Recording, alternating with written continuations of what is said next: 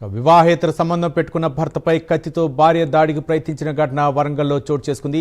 పట్నానికి చెందిన భర్త శ్రీనుపై భార్య జ్యోత్స్న కత్తితో దాడికి ప్రయత్నించింది.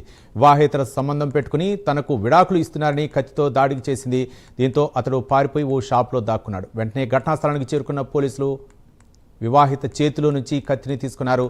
దీంతో తనకు న్యాయం చేయాలని బాధితురాలు రోడ్డుపై బైఠాయించింది.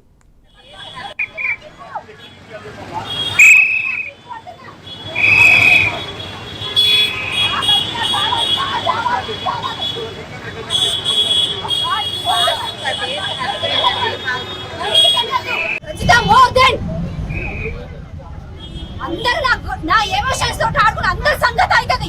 వీడి వెనకాల ఉన్న అంతర్ దంద మొత్తము సస్పెండ్ కావాలి. వీడు లంచాలు ఇస్తాడు, నన్ను అవమానపరుస్తాడు. స్టేషన్లో జరగట్లేదు, పెద్ద మనుషుల సమక్షంలో కూడా జరగట్లేదు. వాడు మాత్రం అరెస్ట్ అవ్వాలి. వాడు డీవీసీ ఉంది, వాడు నాకు రెసిడెన్షియల్ లేకుండా వేస్తాడు. ఇక్కడ రెసిడెన్షియల్ లేకుండా వేస్తాడు. ఖచ్చితంగా వాడు అరెస్ట్ కావాలి, సరెండర్ అవ్వాలి. సోదర్ హోమ్ లో బాత్రూమ్ ఎందుకు అడగాలి? నేను ఉమెన్ కమిషనర్ వరకు వెళ్ళిన నేను వాడు నా జీవితంతో ఆడుతాడు.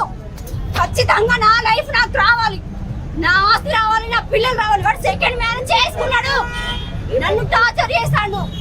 ఎక్కడ షెల్టర్ లేదు, ఏడే షెల్టర్ నేను అన్ని చూపెట్టి రైట్ చూపెడుతున్నా. వాడు నా ప్రాపర్టీస్ నా గోల్డ్ అక్కడ పెట్టుకొని నా మీద తప్పుడు కేసులు పెడుతున్నాడు. దానికి మొగుడున్నాడు, ఇద్దరు కొడుకులు ఉన్నారు. అది వదిలిపెట్టి నా లైఫ్ తోటి గేమ్ ఆడుతున్నది. అది ఖచ్చితంగా వాళ్ళిద్దరిని ఉరిశిక్ష తీయాలి, ఖచ్చితంగా ఉరిశిక్ష తీయాలి. వాళ్ళు